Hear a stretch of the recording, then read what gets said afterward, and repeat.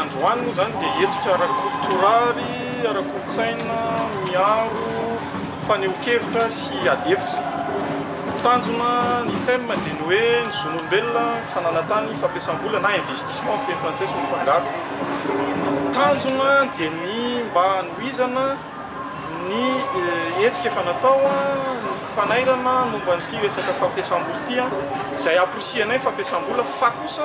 makany amin'ny famelomana ny malagasy.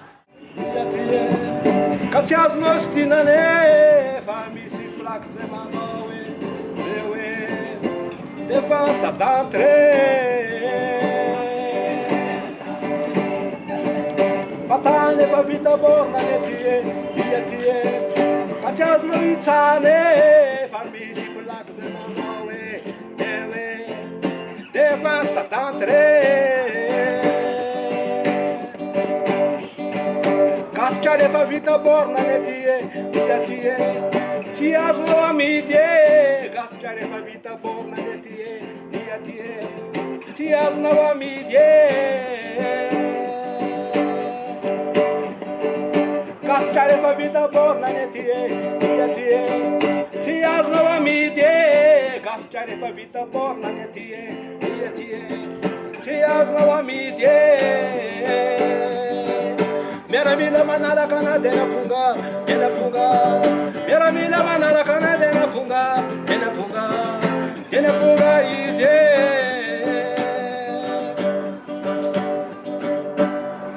Sotra tompoko nataonao tonga maintsy ny afatra tany Madagasikara dia tany malagasy ny zavatra tsapanay hatramin'izay dia mbola tsy tody zay mahatonga olona mahantra malagasy araky ny totanisa nomeny banque mondiale fotsiela Sampirotony zay dia 250 malagasy dia miaina ambanin'ny fantrana zany hoe $2 isan'andro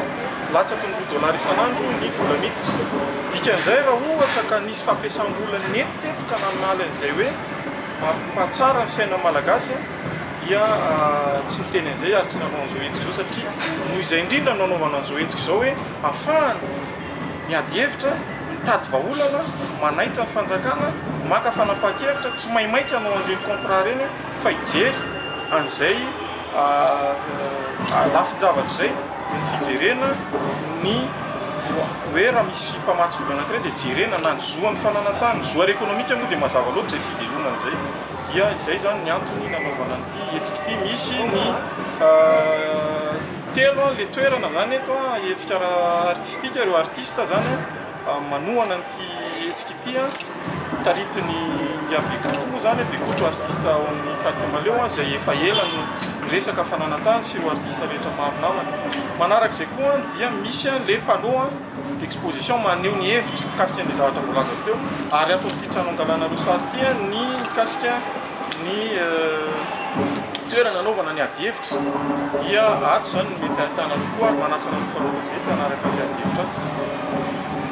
toy ihany raha ohatra ka azo tenenina dia ny hoe vity dia angataka iona amin'ny fanjakana amin'ny fanantona anatina toerana ray izay fanombohana io fa tsy hoe zao vao hoe io dia vity eo ifampiresaka hanomboka ifampiresaka satria izay koa tsy ampy matetika adino ny vahoaka rehefa tena hoe raikitra ny fifanarahana fady izay tapaka ny fitondrana any fa ifampiresaka amin'izay fisian'ny mangarary zay koa eo amin'ny fanaovana contrat miaraka amin'ny mpampiasa vola satria raha vao tsy misy izay mangarary zay matetika vofoana le olona azo ohatrany hoe marefy dia ny vahoaka zay le mahantra ny tenenina teo zany dia isy ireo fionan'ny anankitelo ny fiarahamonim-pirenena miaraka amin'ireo vondron'olona sotena vondron'olona fotony voakasiky ireny fitrandrahana na fampiasam-bola amin'ny toerana midadasika na toerana kely fa manana lanja ara-ekonomika ngezangeza dia ny fanjakana ireo zany ny fampidinika hotoy an'izao hetsika dia ny anankiray koa tsaromariana dia hoe ny angatahanay dia hoe mifampiaina ary isoranay etona fa ny directeur général domaine no avy eo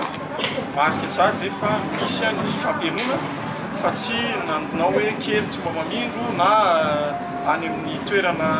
any amin'ny matetika moa amin'ny fiarahamonim-pirenena dia any amin'ny toerana iva toerana ka tsy nandray an'izay izy fa dia isorana azy etona ny fahatongavana ary irinay fa itoy izay tsy ao amin'ny resaka service de domaine na direction générale de domaine fa amin'ny fitondrana rehetrarehetra ministère rehetrarehetra satria ny fananatany